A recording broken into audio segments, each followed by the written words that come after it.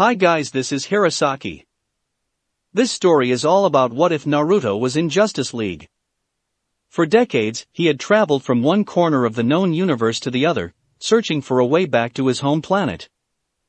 But after nearly 100 years of fruitless efforts, even with his legendary stubbornness, Naruto grew weary. Now, he had to let it go.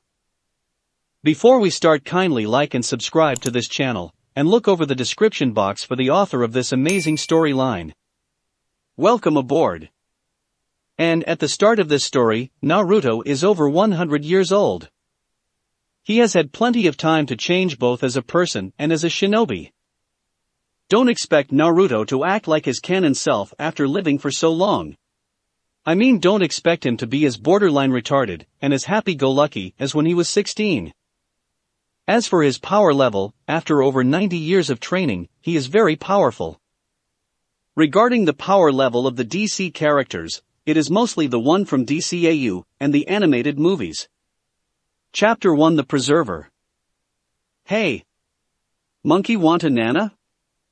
A very tall and buff gray-skinned humanoid creature said mockingly while imitating a monkey. It was Lobo, one of the most infamous bounty hunters in the galaxy. When I get out, I'm shoving that arrogant smirk right down your throat. A human man said angrily from behind a glass wall. He was imprisoned in a room with glass for walls. It was none other than Superman.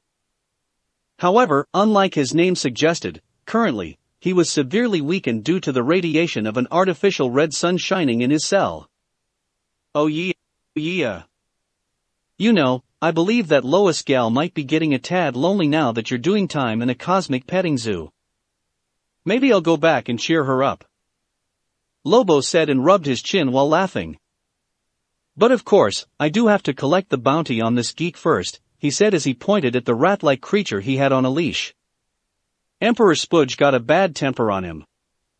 Then, turning towards the levitating yellow creature behind him, he made a salute with his hand at his forehead and said, "Adios, Wrinkles. You want any more dorks snagged, you got my number." The one in question, the Preserver, replied. "Actually, there is one other being I need for my collection. The last Charnian." Lobo laughed out loud. "Haha. That's rich. I'm the last Charnian." Then, as if it was a big secret, he told Superman, "I fragged the rest of the planet for my high school science project. I gave myself an A." The Preserver said no more. With a wave of his hand, a glass cage fell from the ceiling on top of Lobo. Before he had the time to react, extremely potent sleeping gas poured from the floor. Lobo tried to resist and punched the glass walls, but it was futile. He fell unconscious in a matter of seconds. "Thanks for returning my uniform. Now how about my ship?" Superman said after he finished changing from Kryptonian's traditional attire into his Superman costume. "Impossible," the Preserver said. "For ages, I've preserved many rare creatures, even some from your adopted planet, Earth. I'm not an animal to keep me stuck in a cage," Superman said, revolted. "Normally, I don't take sentient beings. But you and Lobo are all that survived from your respective homeworlds. Same for this nine-tailed fox over here, named QB," the Preserver said and pointed towards the glass cage next to that of Superman. In it, a small crimson-red fox cub was chewing on a chunk of meat several times larger than it while its 9 fluffy tails wagged lazily at its back. These two have adjusted well to their new surroundings. I suggest you do the same. After the Preserver floated away, Superman furrowed his brows as he witnessed Lobo getting gassed by the 2 robot girls attending to his needs when he tried to escape. A chuckle came from the cage where the small fox cub was imprisoned. "First time getting locked up?" Unexpectedly, it was the very deep voice of a male. Even more unexpected it was that it was speaking in English. Superman looked at the talking fox dumbly, surprised not only at it speaking in English, but also marveling at how the huge chunk of raw meat was disappearing at a mind-boggling speed into the tiny being's jaws. After he was done eating, QB arched its back and stretched its small limbs. A cute yip escaped from his mouth as he yawned.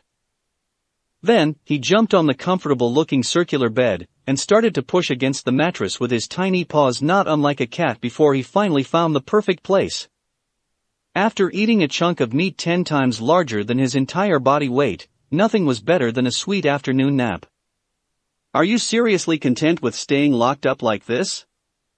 Superman asked when he looked at the fox cub, who seemed like he could not care less about their predicament.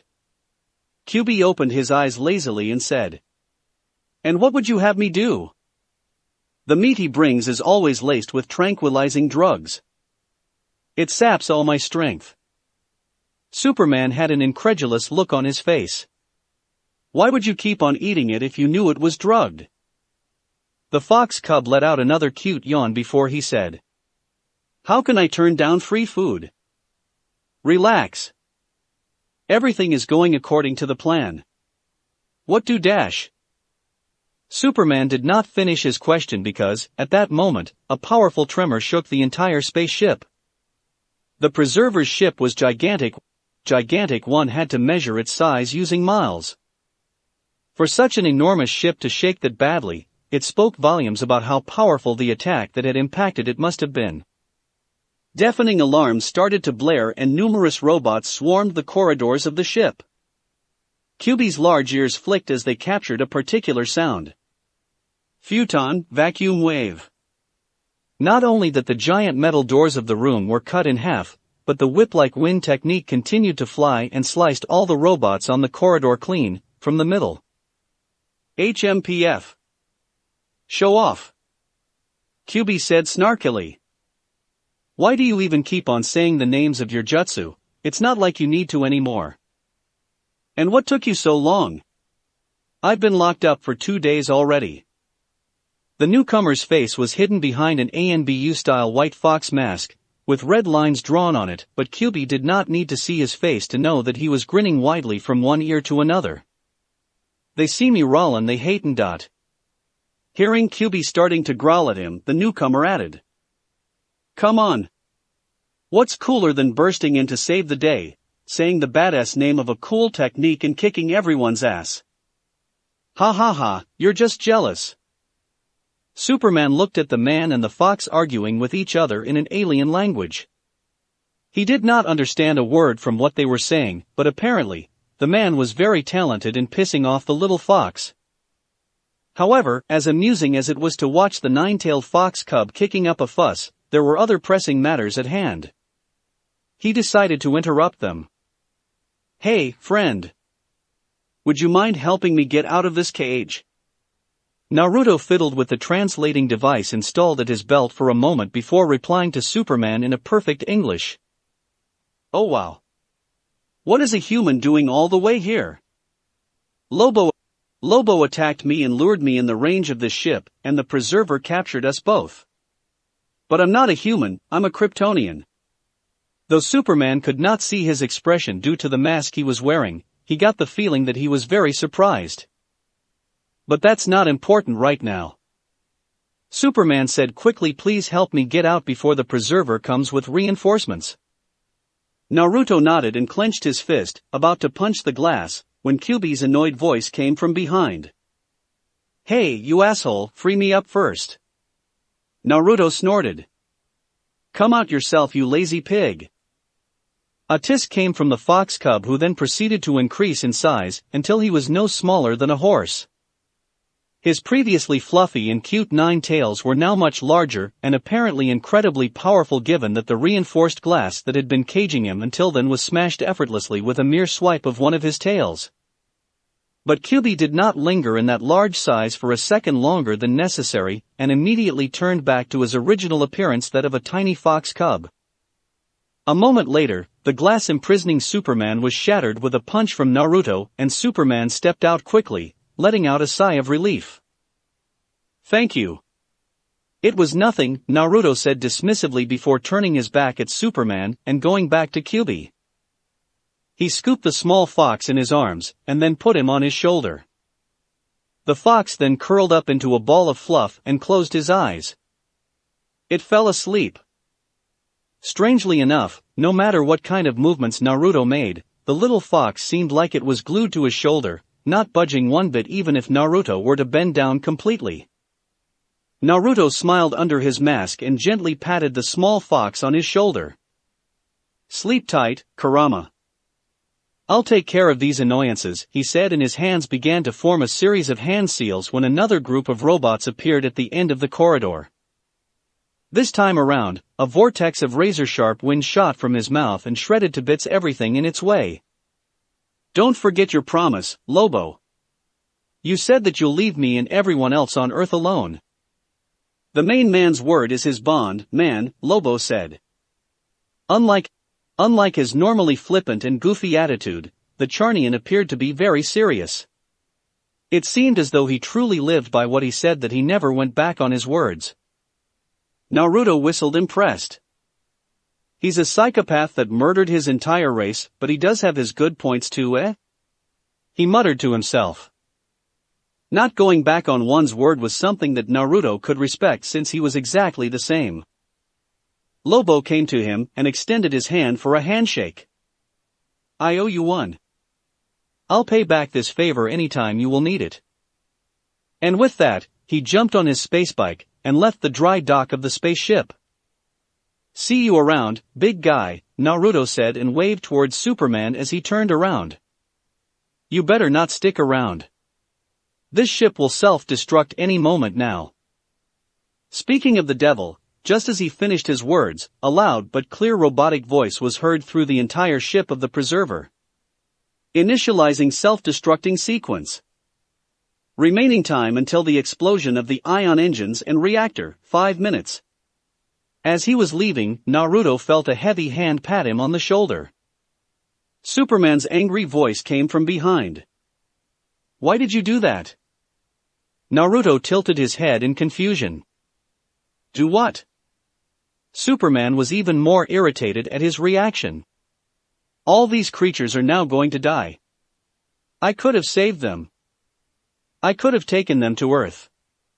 Naruto shrugged his shoulders. "I didn't know you were such a bleeding heart. They're just beasts, animals. Though it's unfortunate that they will die, it can't be helped. Would it have been better to leave this ship as it was and let it end in the wrong hands? Imagine if some space pirates took control over this ship after we left. They'd have enough firepower to even raid an entire planet."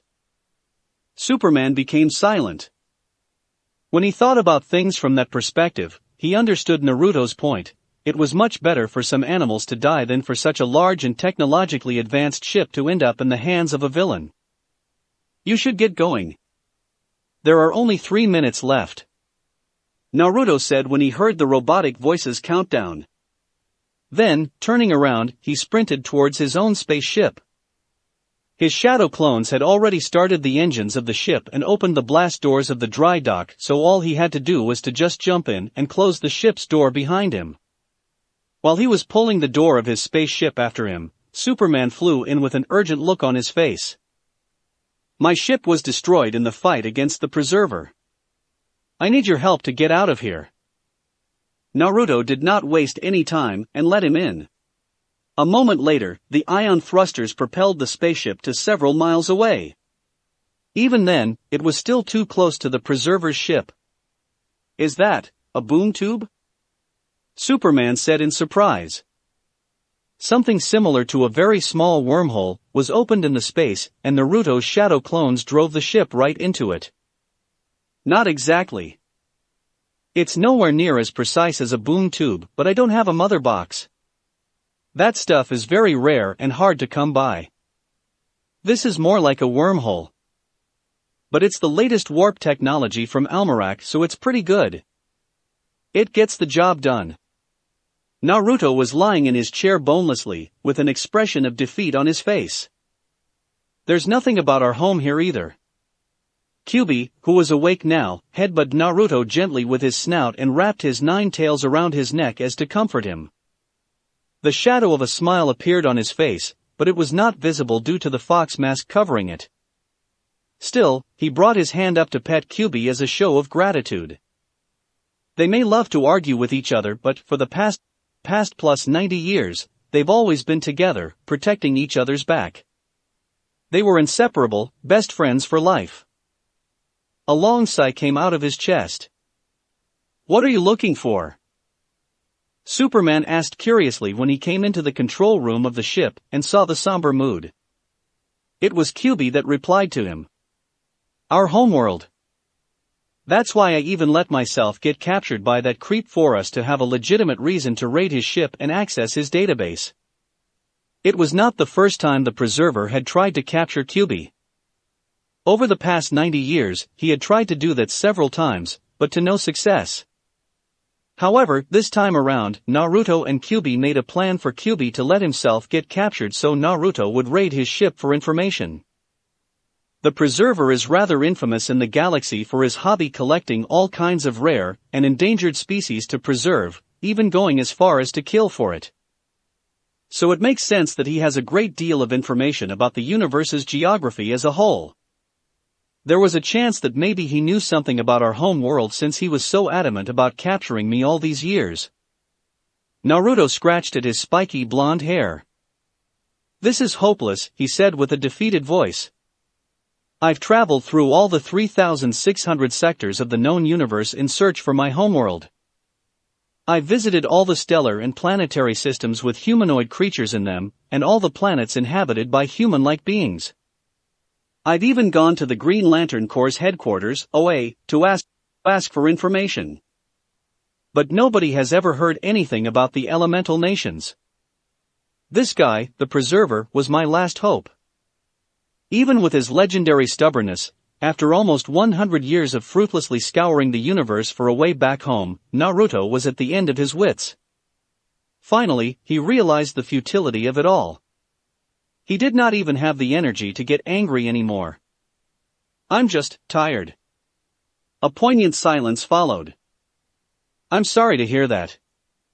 I know how it feels to be the last of your kind," Superman said quietly. "But you can't give up on living. Though some things were lost, you can gain others in the future. My parents and my homeworld perished, but I found a new family and new friends on Earth. Now, I have one purpose, to protect my adopted home. To protect it so the Earth won't die like Krypton." Naruto's appreciation for Superman went up a notch when he heard his words. He became silent in contemplation. "You are more than welcome to join us. You wouldn't be the first nor the last alien to have found a home on Earth," Superman offered. The blonde couldn't suppress a snort. "Your purpose and feelings are admirable, but of all the places in this galaxy, why would I choose Earth?" "Ha ha. Hey, what do you mean, what's so bad about my planet?" Naruto's fingers danced on the keyboard of the supercomputer of the control room and, after a few moments, a datasheet appeared on the large screen. "As I said, during the plus 90 years that I've traveled the universe, I visited all the planets with human-like beings. I visited the Earth too, about 60 years ago." "What's wrong with your planet?" "I don't know about the current situation, but when I went there was a freaking world war. Your technology was one of the most backwater I've ever seen at a sentient species in the entire universe, and it went the same for the general population's mentality too. Dictatorships focused on suppressing the population, genocides, racism, and like half of the population was struggling to find something to eat from one week to another. And that's just data that I collected in a matter of days. Why would anyone willingly come to such a place?" Superman dressed his voice awkwardly. "There were, indeed, many issues in the past. Some of them still exist, I will not lie, but we have come a long way since then. Your information is quite outdated. Our technology exploded over the past few decades to the point where we are able to travel in space.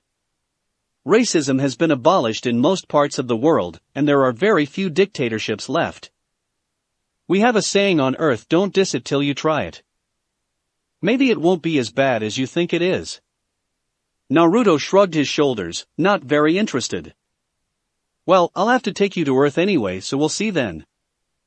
Naruto started typing again on the keyboard, and an extremely large and detailed interstellar map appeared on the large screen. It was a map of the Milky Way galaxy. After typing the Earth in a search bar, the map was zoomed in greatly, to the point where the map of the solar system became clear. Then, he took the coordinates of the solar system and proceeded to start activating a new wormhole. Unlike boom tubes that were so precise that they could open anywhere regardless, the warp system of Almarak's spaceships could only narrow it down to planetary systems. Out of curiosity, can you open a wormhole to Rao's system? Krypton's homeworld? Naruto turned his eyes from the control panel and looked at Superman's face searchingly. He made a humming noise as he thought. I do have enough fuel to go to Krypton and then to Earth, but I won't have enough to leave the Earth after that. You can refuel on Earth, on our Watchtower. Superman said. As I told you, we are capable of space travel nowadays. Me flying all the way here from Earth is proof of that. There was no reason for Naruto to actually listen to Superman's wishes after all. He had already helped him more than enough by freeing him from the preserver's cage and also giving him a ride back home, but for some reason, he felt a peculiar feeling of kinship with him. Nagato really knew what he was talking about. The older Naruto got, the more he agreed with Uzumaki Nagato's beliefs, that people truly empathized and understood each other only after they felt the same pain. It was the same in this case. Although he had nothing to gain from it, Naruto decided to do Superman this favor because he felt that they were the last of their kind. Turning his attention back to the control panel of the ship, the interstellar map zoomed out, and then he wrote Krypton in the search bar. Then, the map of the Rao system appeared on the screen. After typing in a few more commands, the space started to crack, and a wormhole appeared a short distance in front of the ship. Destination: Rao system, Krypton. Chapter 2 Argo. Through the thick windows of the spaceship's cockpit, an enormous red star could be seen. It was Rao, a red supergiant. Supergiants were the largest type of stars that could be found in the universe. The one saving grace for the planets orbiting it was that red stars were not as hot as yellow stars, let alone blue stars. Nevertheless, the intelligent lifeforms in the Rao system had still perished in the end. As the Almaratian spaceship flew towards the area that Krypton used to orbit, they saw a very large number of asteroids glowing with a dark green light littering the space. Chunks of matter starting from sizes of several hundred feet to even tens of miles were all that remained of planet Krypton and its moons. When civilizations as powerful as Krypton are wiped out in a single day, it makes you realize how fragile and insignificant our lives are. That no matter what great accomplishments one has in life, in front of nature we are nothing but specks of dust. Naruto said. His facial expression could not be seen because of the mask he was wearing, but his voice was subdued, melancholic. Have you been here before? I mean on Krypton. Superman, who had been silent until then, asked. Yes, roughly 4 decades ago, to get my reward for completing a bounty. It wasn't long before it blew up now that I think of it. It came out as a shock for many beings in the entire galaxy when Krypton was destroyed. Hearing him speak about his home world, Superman was listening with rapt attention. You may or may not know this, but even today, dozens of years from Krypton's destruction, their technology and their relics still fetch a very high price on the legal and black markets alike. It goes to show how advanced they had been for their tech to have not become outdated even after all these years. Can't stop wondering though, how could a civilization as technologically advanced as them die out in such a dumb way? You'd think they should have easily managed to detect that something was wrong with the planet's core, and at least escape if not outright solve it. This whole situation smells fishy to me. And not just me. Anyone with a working brain would think something else happened behind the scenes. Superman clenched his fists at his words. You are right. Someone did orchestrate everything. My father was one of the leading scientists on Krypton, and he had warned everyone that the planet was going to explode, but nobody in the government wanted to believe him and the results of his research. Instead, they chose to listen to the corrupted AI that they had created, Brainiac.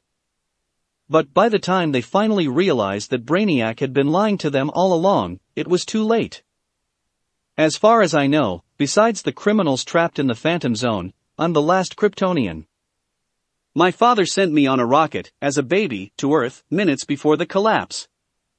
A short video is all I have left of my parents' memory. Due to his upbringing, Superman was a very kind and pure-hearted man. One that would not willingly hurt even a fly. However, if there was someone he wanted to destroy with every fiber of his being, that was Brainiac. The god of evil, Darkseid, was a close second too. Nevertheless, that was easier said than done. Naruto, I'm hungry. QB all of a sudden said. And just like that, the solemn mood from before was completely broken. Naruto's voice sounded helpless when he spoke next. Seriously, Kurama, you ate 3 hours ago. Have some patience. You can see that there is nothing edible around. But then his words trailed off, and he turned his head towards Superman. Coincidentally, QB also turned his head and licked his whiskers as he looked at Superman with a hungry look in his eyes. A chill traveled down Superman's spine, and he unconsciously stepped back, inwardly starting to become alarmed. Only 3 hours had passed since he left the Preserver's ship, and he had been nowhere close to a yellow sun to recover his strength. Because of that, he was still severely weakened compared to his usual self. As Superman was bracing himself for what could be a battle for his life, the fox started snickering like a hyena. I'm just kidding. Ha ha ha. After he stopped laughing, QB asked as though it just came to his mind. By the way, can you Kryptonians regrow your limbs if you were to lose an arm or a leg? The real meaning was not lost to Superman. But before he could reply, Naruto grabbed QB by the scruff of his neck and brought him down from his right shoulder in his lap. Stop teasing the poor boy, he said with a chuckle, and, in the palm of his other hand, a glowing sphere of light blue energy took shape. Come, tell me what flavor do you want this time? At the sight of the Rasengan in Naruto's hand, QB's 9 fluffy tails started wagging excitedly. Make it spicy, the fox said and gulped impatiently. He looked like a glutton. In the next moment, the light blue Rasengan turned red, transforming into a ball of fire. With no further ado, QB started to bite and lick at the sphere of fire chakra with gusto, as though it was a delicious ice cream. Look at him, isn't he adorable? Naruto cooed. A growl came from QB for being called adorable, but his ire did not last long because he quickly lost himself in the sauce.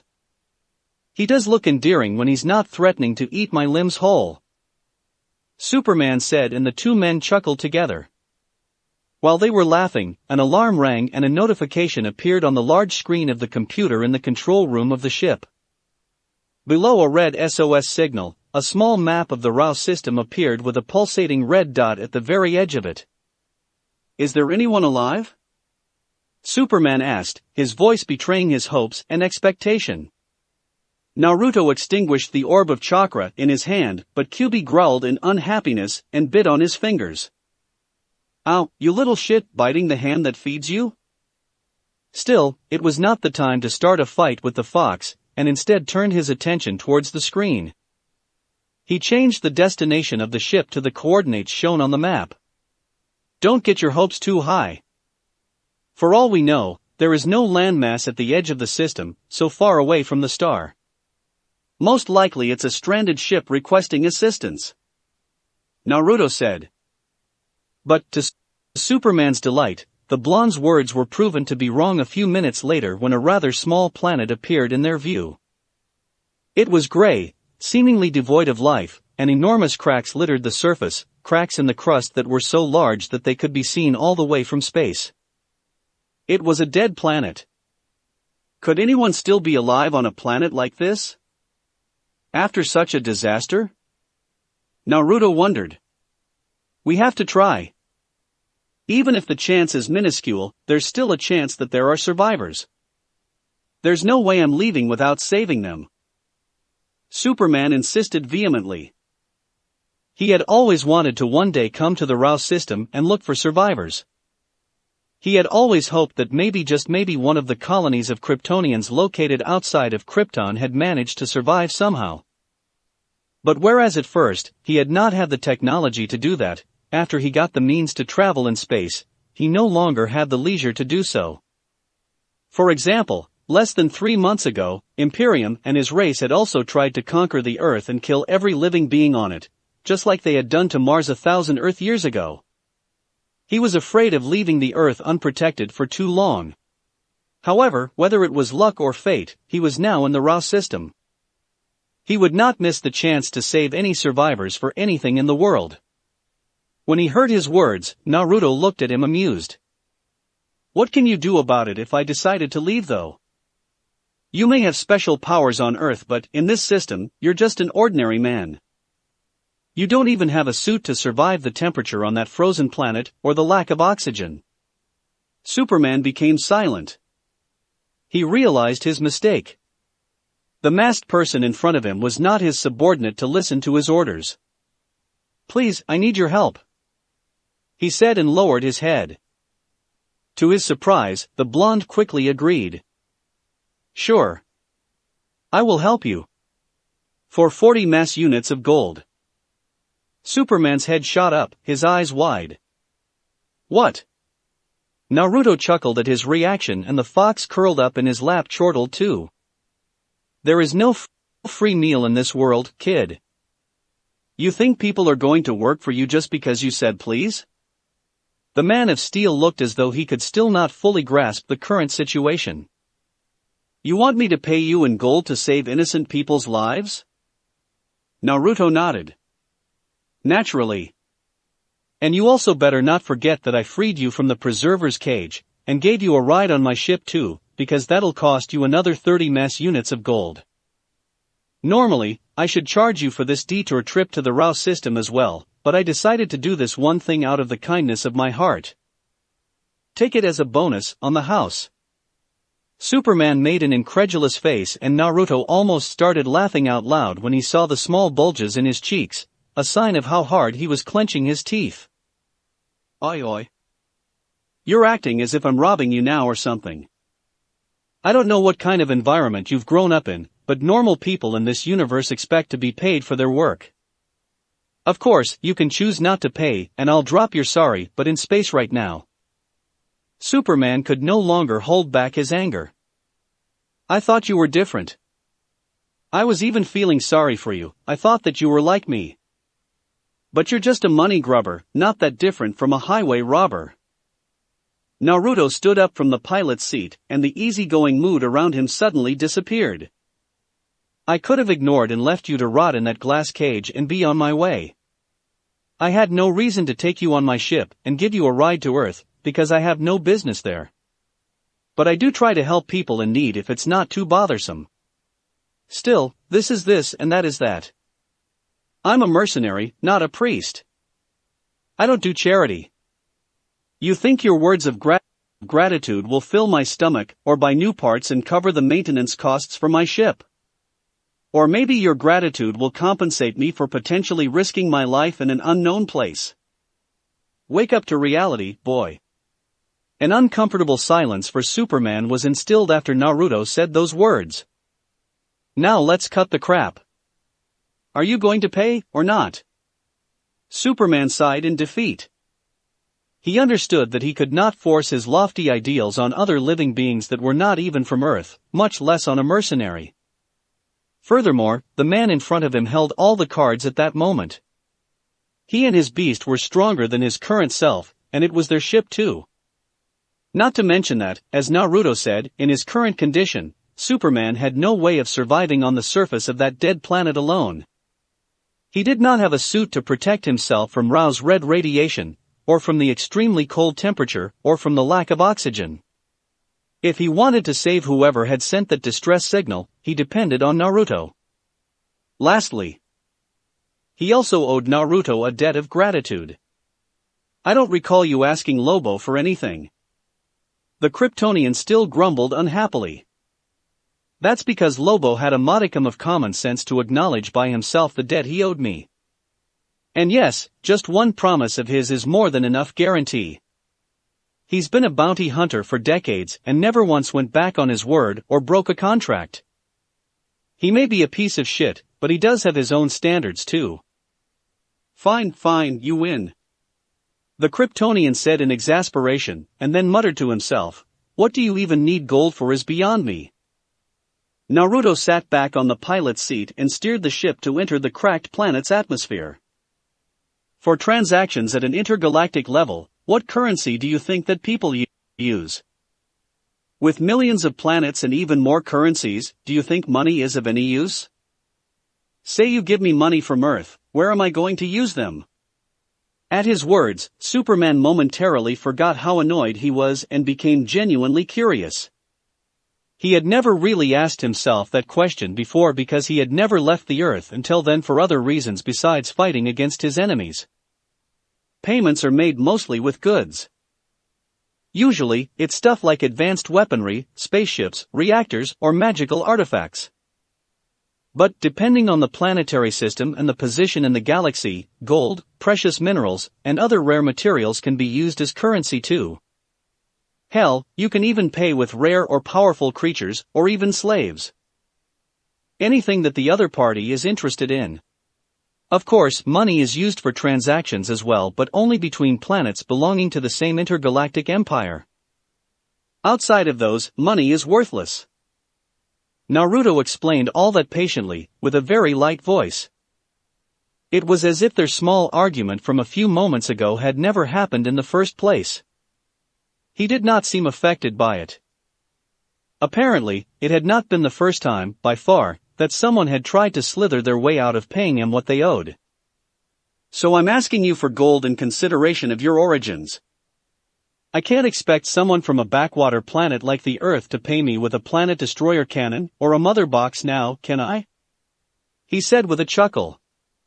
Naruto landed the ship on an open space. It looked like a large plaza of a city. A ruined city covered in ice. The entire planet was covered in snow and ice. A somber expression appeared on Superman's face when he looked at the scenery outside. Vaguely, he could recognize the architectural style of the buildings buried below the ice. All right, I'm heading out, Naruto said with an energetic voice, not exactly fitting with the desolate scene in front of them. After all, they were basically in the middle of a giant graveyard. The burial ground of an entire civilization. Before he opened the outside trapdoor of the spaceship, he said, "Don't think about doing anything funny while I'm away. The moment anyone besides me tries to start the engines of the ship, this bracelet over here and he pointed at the white band around his wrist will teleport me back to the ship. It's an anti-theft system implemented on all the military ships of Almerac. Not gonna lie, it caught me off guard too when I stole this ship and... Ahem. Anyway, I'm going. Be a good boy and stay put until I come back." Superman was between laughing and crying, not really knowing how was he supposed to react. Indignant for being suspected of being a thief? Annoyed or amused at being treated like a naughty little kid? Or maybe worried that this guy stole a military ship from Almerac? He still remembered his encounter with the violent Queen of Almerac. "I've met many weirdos in my life, but this guy, I think he takes the cake. Phew, what a character," Superman muttered. The masked blonde man may not be weird on the same level of weirdness as someone like Lobo, but he gave off a feeling of instability, making one feel on edge the whole time while interacting with him. Through the entire ride, Superman had been secretly anxious due to how whimsical Naruto seemed to be. Was he a bad guy? Well, not really, because he saved Superman's and Lobo's lives. Was he a good guy? Well, he had just admitted that he robbed Almerac of one of their military ships, and he also demanded a crazy expensive fee for his services. That was not the behavior of a morally upstanding guy, but the behavior of a thief, and an unscrupulous businessman. Superman couldn't get a proper read on his character. 70 mass units of gold, where the hell am I gonna get so much gold from? I'll have to ask Batman for help once again. He could already imagine Batman's patented glare boring a hole in his head or Flash making lame jokes and poking fun at him. He palmed his forehead when he felt the beginning of a headache. But then, another thing came to his mind. Wait, how much is a mass unit? That was not how they calculated the weight on Earth. Clearly, it was an alien measuring unit. Was one mass unit equal to a pound? If that was the case, then it was still okay. Somewhat. But what if one mass unit was equal to, say, God forbid, 1 ton?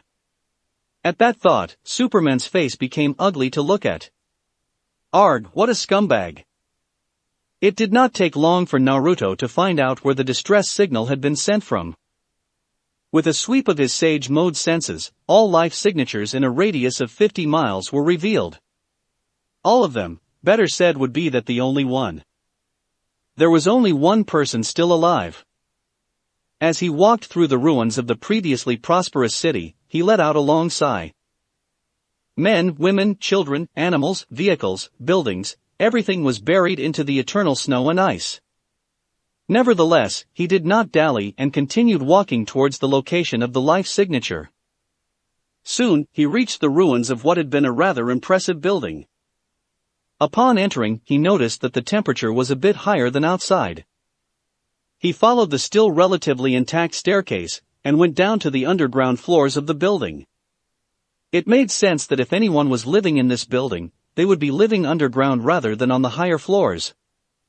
A few moments later, he reached a circular room that did not look too different from the control room of a spaceship. The moment he stepped in, a circle of light glowed on the floor, and a rather blurry hologram appeared from the device in the middle of the room. It was the image of a tall, but very beautiful blonde woman in her late 30s. She looked identical to a female human. Then, a sad but warm voice resounded in the cold room.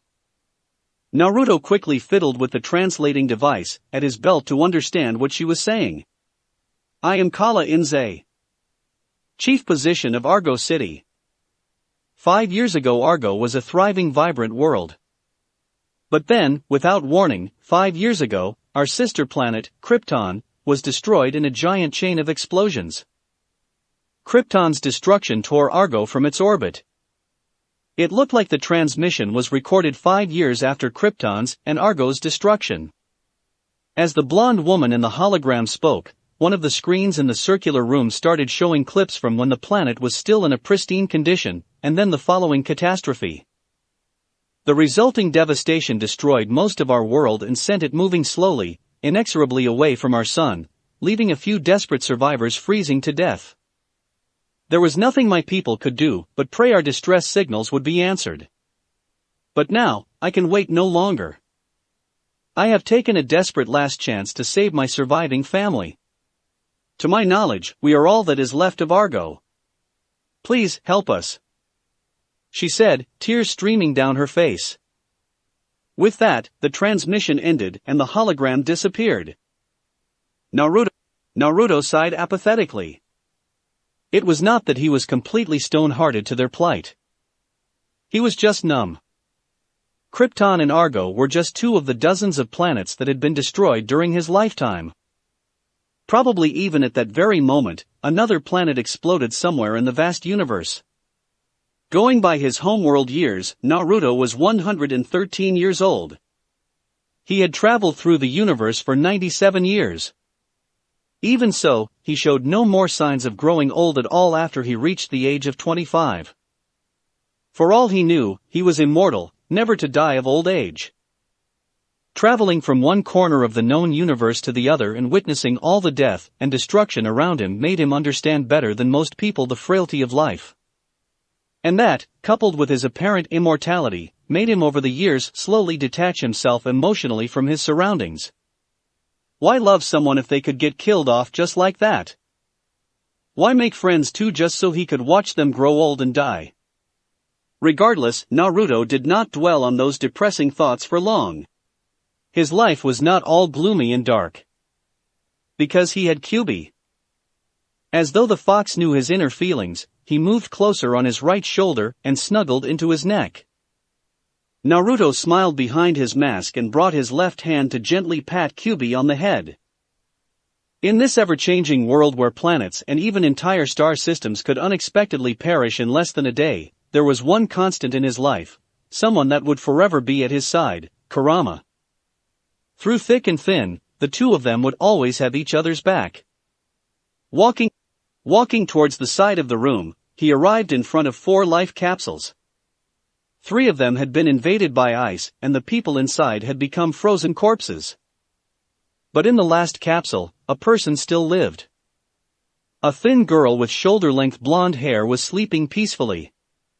She looked no older than 16. She appeared to be the daughter of the woman in the hologram.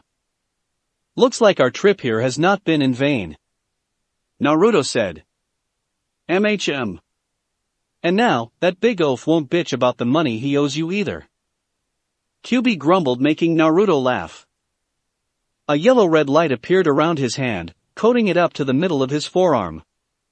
It was young chakra, unmatched in vitality.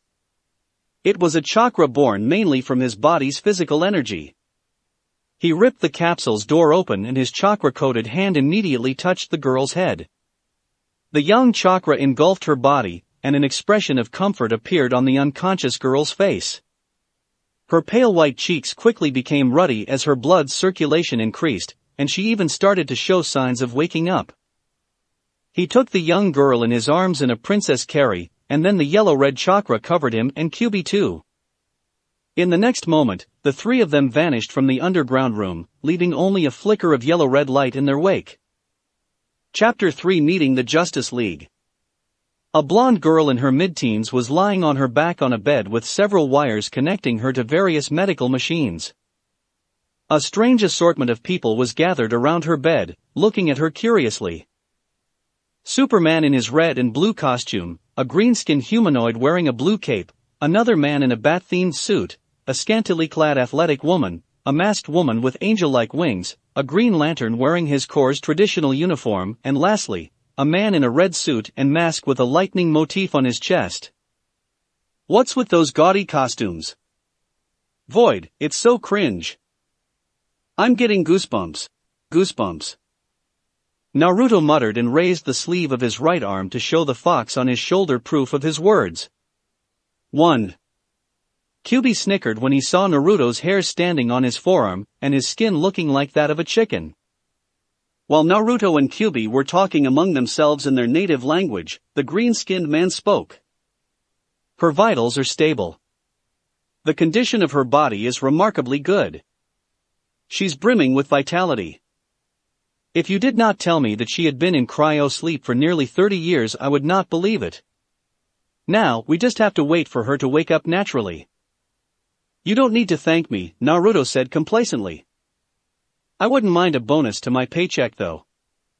The other 7 people in the room all looked at him, their faces displaying various emotions. Some looked at him with curiosity, others with wariness, while others with a helpless look on their faces. When the Almeration ship appeared on the Watchtower's radar and Superman contacted the Martian Manhunter to give them access, upon getting down from the ship, nobody questioned Superman in regards to who were the visitors at his side because they could see the unconscious girl in his arms and the urgent expression on his face. But now that things settled down, they naturally became curious. Anticipating their questions, Superman said, "We should let the girl rest in silence. We'll discuss more in the conference room. Let me get this straight.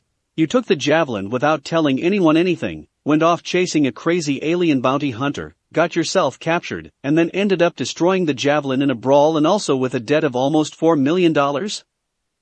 Green Lantern, a middle-aged black man, shouted at the top of his lungs, his voice betraying his disbelief. Given that Green Lanterns were the protectors of the universe, John Stewart was naturally aware of what a unit mass represented for aliens. 1 mass unit was equal to 1 kilogram, 2.2 pounds. Converting 70 mass units of gold into US dollars, the final result was that Superman had a debt of over $4 million. Holy moly! Flash gasped. While Wonder Woman seemed not fully aware of just how huge that amount of money was, although she had left the Paradise Island a bit more than 2 months ago, she had yet to truly interact with the society of the world of men. Batman was massaging both of his temples with his hands. In contrast, a certain Thanagarian woman could not help herself. Pooh-hoo. She tried to mask it by coughing in her hand, but when she took a look at the mixture of awkwardness and shame on Superman's face, all her restraint disappeared. Ah ha ha ha. She laughed out loud, beating the conference table with her palm. Hawk Girl. This is no laughing matter.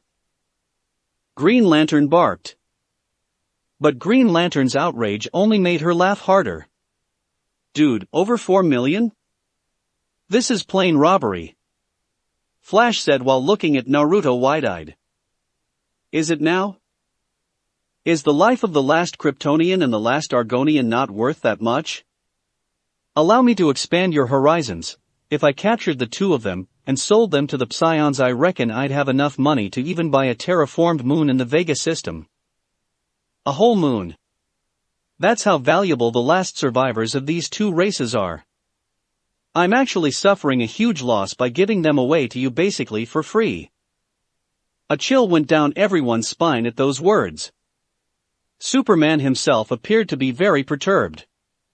But even more unsettled by the revelation was Green Lantern. You would sell 2 innocent people to those monsters? Jon Stewart shouted. Do you know who those guys are? Flash asked. They're a race of maniacs from Vega system, a planetary system outside of the 3,600 sectors of the universe protected by the Green Lantern Corps. They have a hobby of dissecting and experimenting on people, trying to create new races and creatures.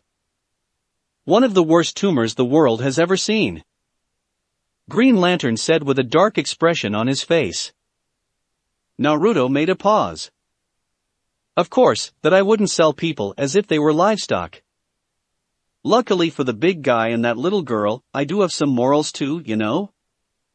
But if you try to double-cross me... None of the people in the conference room was deaf to the undisguised threat in his words.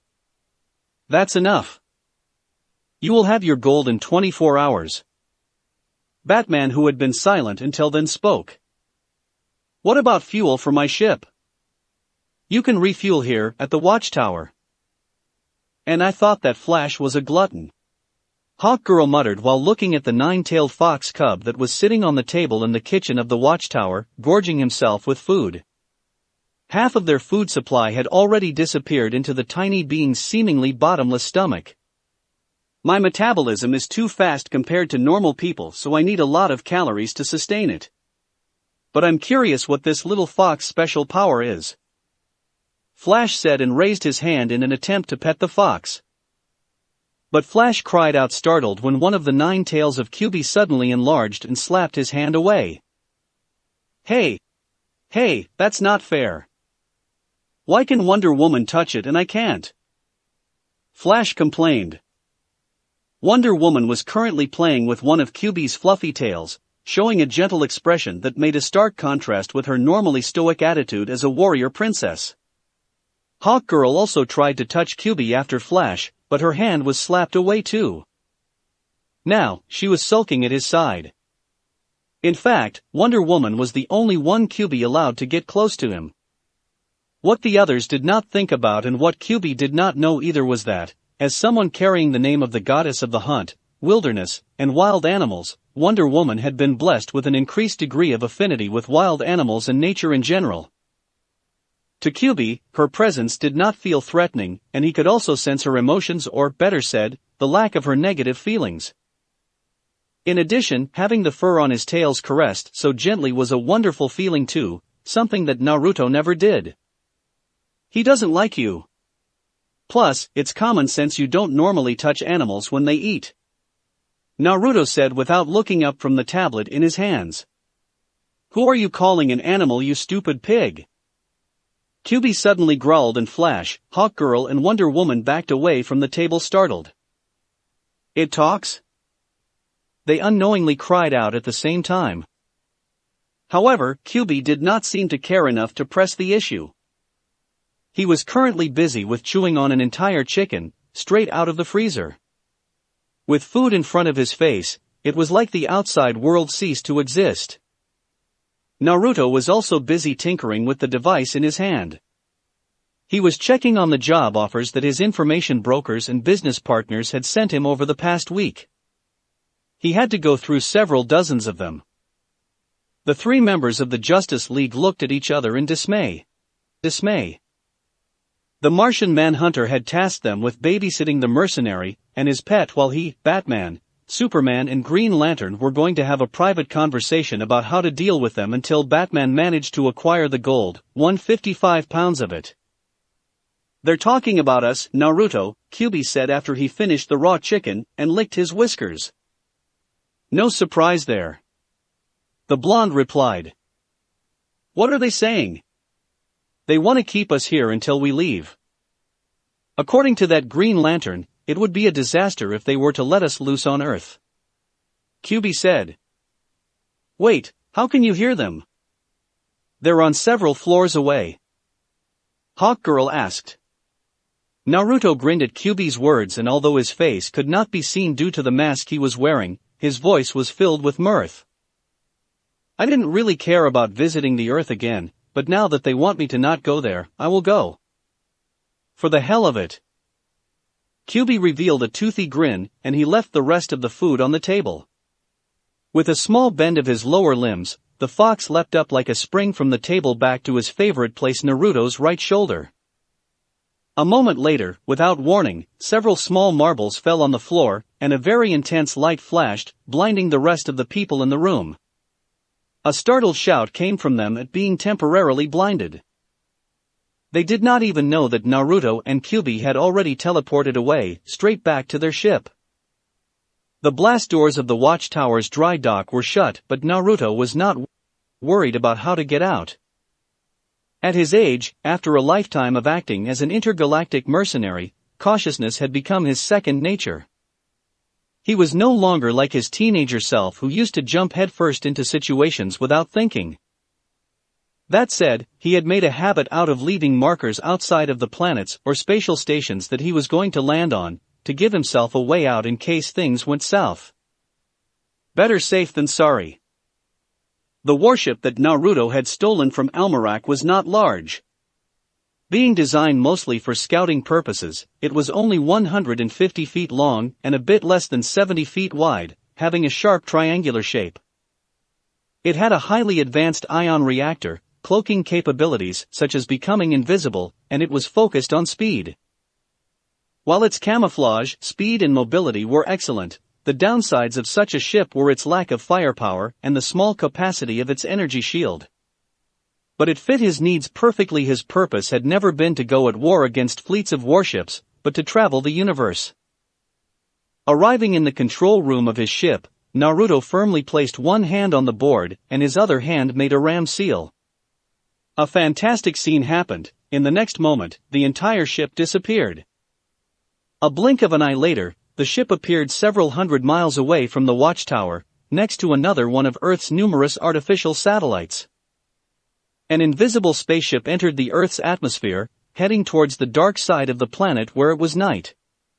Generally, the more advanced a civilization was, the more fantastic its night sky was too. It was a rough but not necessarily inaccurate way to gauge the progress of a backwater planet such as the Earth. And, naturally, he went towards the brightest agglomeration of man-made lights, the northeastern coast of the United States, since, at that moment, it was night on the American continent. 1 hour later, Naruto and Kyuubi were in a late-night restaurant at the outskirts of Boston. They were the sole customers. At first, the clerk tried to stop him from entering with his fox pet, but a low-level illusion technique later he stopped all the ruckus. Now, Naruto was wolfing down one burger after another with an expression of content on his face. He was not as big a glutton as Kyuubi, but he did love food too. It was one of the finest pleasures in life. Can't believe how good this is. This also looks like a cheap restaurant. Who would have thought that Earth had such good food? Naruto said. Kyuubi made a hum of approval. Then, he lifted a bottle of Coca-Cola even larger than his own body and gulped it all down in one breath. After that, a sonorous burping sound rang from his throat for almost 20 seconds.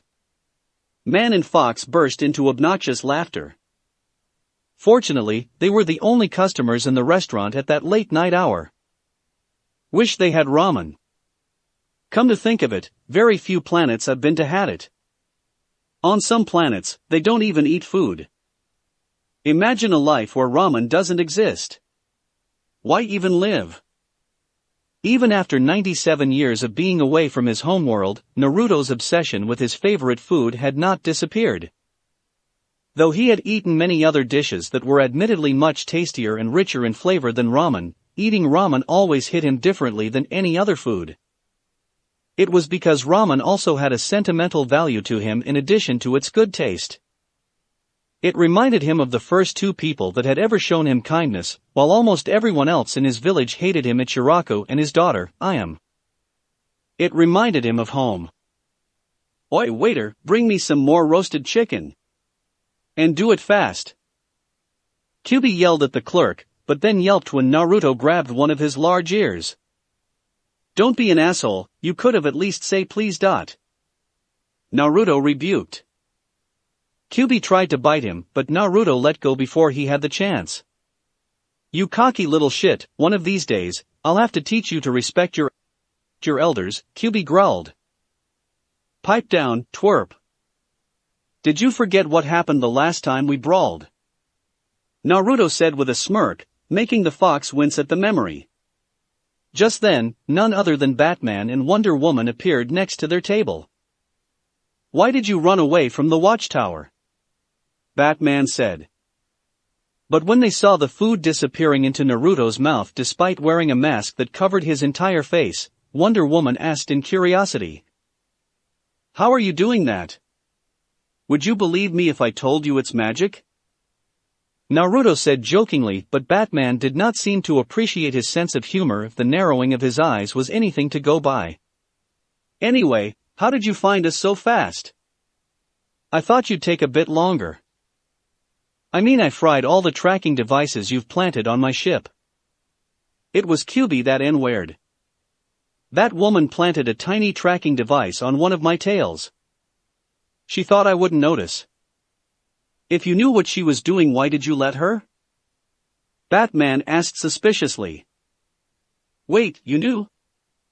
Naruto also asked. "Well, someone had to pay the bill after our late-night dinner," the fox said with a shrewd look in his eyes.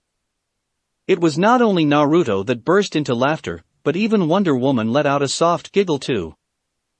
While no outward sign of anger could be seen at Batman, Kyubi knew how annoyed he was thanks to his negative emotion sensing. But Batman's ire became apparent when he had to pay a bill of several $1,000s. It was not having to pay a few $1,000s that triggered him, but the audacity of Naruto and Kyubi to take advantage of the Justice League like that, first, by extorting Superman of a huge sum of money knowing that he could not refuse his services, and now making him pay for their food after they left the Watchtower without their accord. Regardless, he calmed himself down. As irritating as the two of them were, according to Superman, they were not interested in living on Earth. So Batman consoled himself with the thought that this headache-inducing duo of aliens would disappear the next day after they got their gold. Chapter 4, Let It Go. "You're not such a bad guy after all, are you?" Naruto said. "What's that supposed to mean?" Batman narrowed his eyes at him. Instead of replying, the blonde man slurped loudly on a large number of noodles at the same time. It was Wonder Woman that answered to his question. "Behind that mean glare of yours, there is a nice personality hidden." When Naruto made a thumbs-up gesture at her showing that her words were spot on, Batman's glare intensified. The four of them were currently in the Chinatown district of Boston, in a Chinese restaurant. Batman had been the one to direct Naruto to that place after he asked if Earth had a dish known as ramen. Thus, thanks to Batman, he was now in the middle of inhaling his 12th bowl of ramen. Even Batman's poker face began to falter at the sight of the ever-increasing mountain of empty bowls stacked on the table. In contrast, the ever-gluttonous fox was not eating. QB was lying stretched on his back in Wonder Woman's lap, letting out quiet growls of content from the belly rub she was giving him. Finally, Naruto put down on the table the 12th empty bowl and exhaled loudly in bliss. "Are you finally done eating?" Batman asked. Though his facial expression could not be seen due to his face being covered by his mask, even while he had been eating, everyone could hear the reluctance in his voice when he spoke. "I would like to eat more, but it's enough for now. I can sense there are only 2 employees working in the kitchen at this late hour. I've already troubled them enough by ordering 12 bowls of ramen at once." Batman and Wonder Woman looked at each other strangely. This guy was despicable enough to extort Superman of $4 million, but now he was worried about overworking 2 cooks at a restaurant? They did not know what to think of him. Right at that moment, an alarming news report came up on the TV installed above the counter. A dangerous hostage situation is developing at the federal building in Metropolis. So far, the Ultra-Humanite has refused to speak with negotiators. A freak of science, the Ultra-Humanite is reportedly a genius who is also extremely dangerous. Batman and Wonder Woman jumped up to their feet.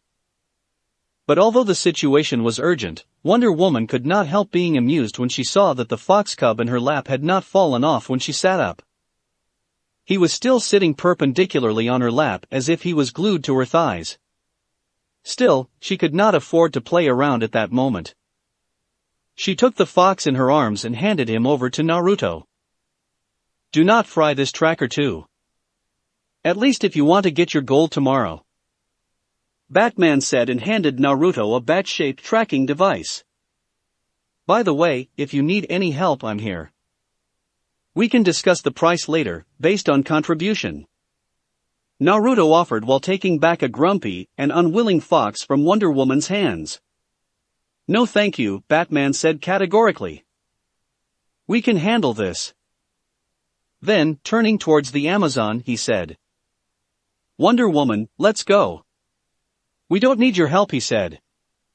"We can handle this," he said. Wahaha. QB laughed evilly from atop Naruto's shoulder. Luckily, he and Naruto were conversing in their native language because otherwise, QB would have gotten into real trouble for making fun of the current situation like that. In front of them, Batman was lying on his back on a bed in the Watchtower unconscious, his body a sweaty mess. During the fight against the metahuman criminals hired by Lex Luthor, he had been bitten by Copperhead, who injected him with his venom. Batman had almost died. "The venom antidote is working," Martian Manhunter said in relief, and, not long after that, Batman regained his consciousness. "Welcome back," Superman said. "We were afraid we lost you." "Luthor and the others, what happened?" "They got away. All but Copperhead," Martian Manhunter answered. "I'm heading down to Stryker's to interrogate him," Superman added. "All right, let's go," Batman said and tried to sit up, but Superman stopped him. "No, you're staying here. That venom almost killed you. So you're staying here." Batman glared at him, but did not continue to argue and sat back on the bed. However, after Superman left, Batman still did as he wanted. Despite the words of consolation from the Martian, he went straight to the computer and tracked down the location of the Injustice gang through the tracking device that he had secretly planted on Lex Luthor. "I know this must be hard for you, feeling vulnerable. You're the only one of us without special powers. But you don't need to prove yourself. You're a valued member of this team, and we're only trying to dash." Batman cut off Martian Manhunter's words midway. "I'm taking the shuttle. Unless you want to try and stop me." The two looked at each other in the eyes for 2 very long seconds before the Martian Manhunter backed off. On his way back to Earth, Batman also took the alien mercenary and his fox with him to hold his end of the bargain. Now, they were inside a warehouse in Gotham City. "Here's your gold. You can check its weight yourself, Batman said and pointed at 2 wooden boxes on the ground. Opening their lids, Naruto saw 35 gold bars in each box, every one of them weighing 1 kilogram. He nodded in acknowledgement and took out a scroll from one of the inner pockets of the fur-collared black cloak covering his body. He spread the scroll open and placed it above the 2 boxes. After putting his hand on top of it, a small plume of smoke burst out, and the 2 boxes filled with gold vanished. Nifty trick, Batman said. It was almost a compliment. He naturally understood how many possibilities such a convenient ability could bring. Thank you for the business, Naruto said professionally, and then handed Batman a card. A business card? Batman asked, inwardly surprised. I'm an independent mercenary. Since there's no agency or corporation behind me, I have to advertise my services myself. Anyway, you have urgent matters to deal with, so I won't keep you. Take care, Naruto said and raised his hand for a handshake. The 2 masked men shook hands, and then Naruto and Kyuubi disappeared from the warehouse with a body flicker movement. When he could not feel the 2 aliens' presence any longer, Batman looked at the business card the blonde left behind. Looks like he's done other things too besides eating since yesterday until now, he muttered. It was a black-colored card and written on it were a few lines in red, and much to his surprise, they were written in English. On the front of the business card, it was written, Intergalactic Mercenary, Uzumaki Naruto. Alias, Caterpillar. Total missions taken, 3381. Missions completed, 3,380, 99.6% completion rate. Method of contact, Lightwave. Object of activity. Escort. Sabotage. Espionage. Rescue. Assassination, scumbags only. Batman involuntarily let out a snort of amusement at the explanation written in the parentheses. Looking on the back of the card, there was a picture of a crimson-red 9-tailed demonic-looking fox. Weird alias, Batman inwardly thought. Naruto was wearing a fox-themed mask, he had a 9-tailed fox cub as a pet, and even his business card had the picture of a 9-tailed fox on it. One would think his alias would be related to foxes. Batman could not see how was a name like Caterpillar related to foxes in any way. Regardless, he did not ponder too much on it. He put the card in one of the many pockets of his utility belt, and then headed towards the hideout of Lex Luthor's Injustice Gang. An Almeration ship exited Earth's atmosphere and headed towards the edge of the Sol system at a constant speed, in a straight line. There were only 2 people on board, a blonde-haired man and a red fox. So, what's the plan now? Kyuubi asked. Naruto was sitting on a chair, browsing through the rather lengthy list of jobs that various information brokers and other organizations that he was in partnership with had sent him. He had been at it for the past 2 hours. It was completely unlike him. Normally, he was a decisive man when it came to job-related things. Naruto made a slow-moving waving motion with his hand in front of his face, and the white ANBU-style fox mask started to disperse in a shower of particles of light.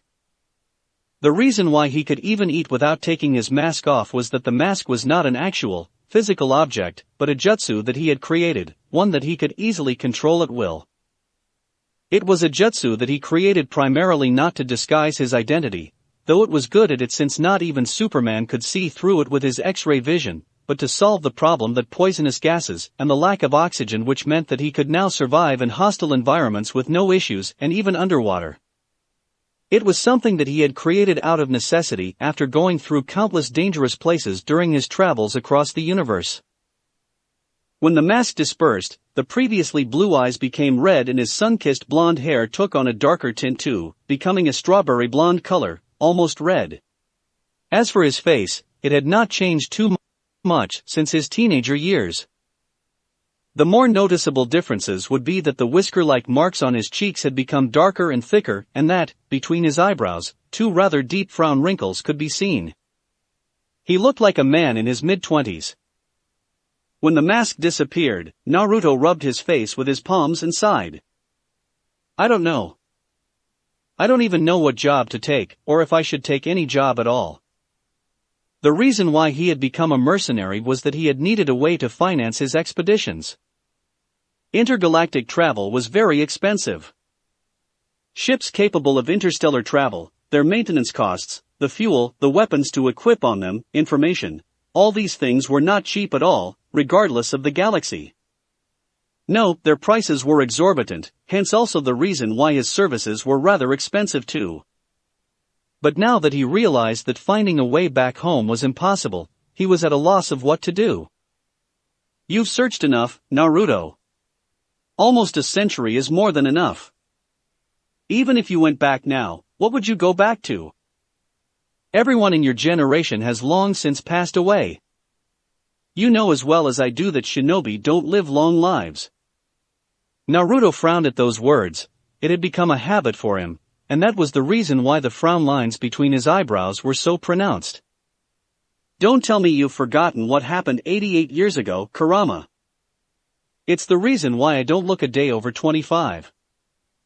For me, it was only 1 hour, but when I came out, almost 50 years had passed in the outside world.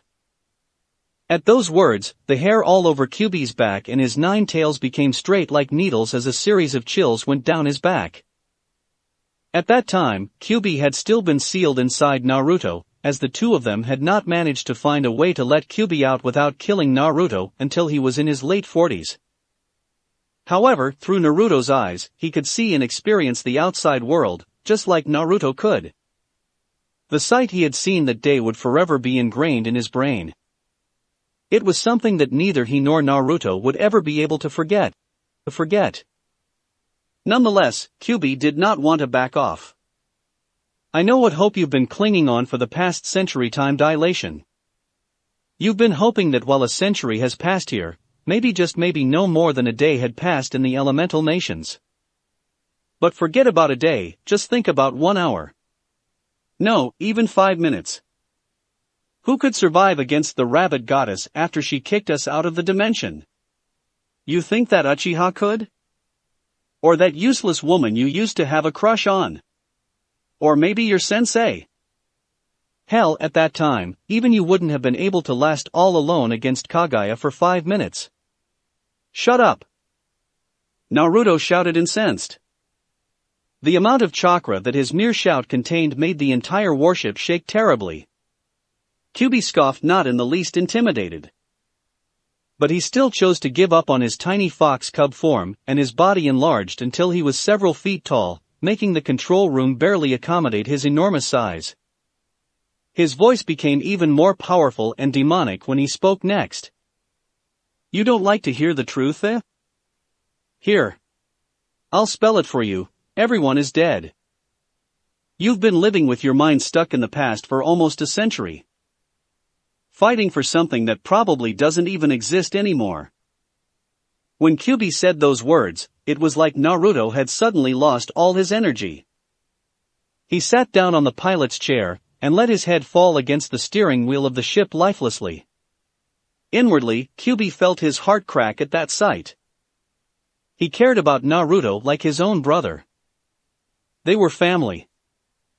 Telling Naruto such harsh words hurt him too. Forgive me, Naruto, but it had to be done. You've spent a human's entire lifetime already on a wild goose chase. It's enough. I can't watch you waste your life like that any longer. It's time to let go. Kyuubi thought in his heart. The two of them often argued and sometimes even brawled, but it was play fighting. It was very rare for them to have a serious fight. The number of times they fought ever since Kaguya had thrown them into another dimension could be counted on the fingers on one hand. And Naruto had always avoided speaking about how small were the chances of them ever going back home. He even avoided thinking about it. You are right, Kurama. I'm sorry.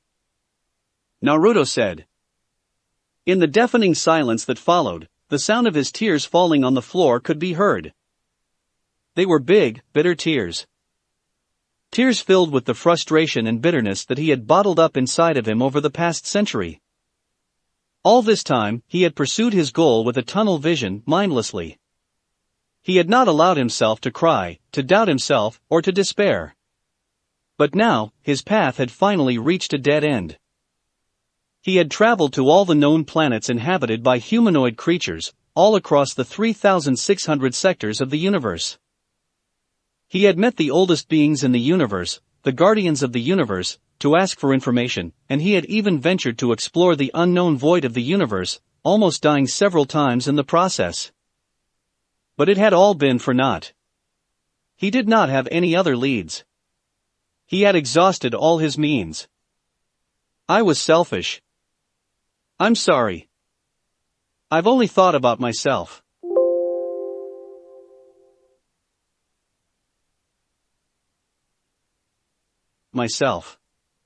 All these years, you followed me and helped me without saying anything. And I never thought of what you might want to do. What are you talking about, you bastard? Don't make this about me.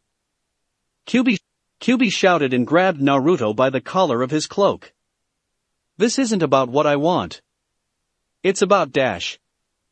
But Kyuubi choked on his words when Naruto brought his arms around him and hugged him tightly while crying in his chest.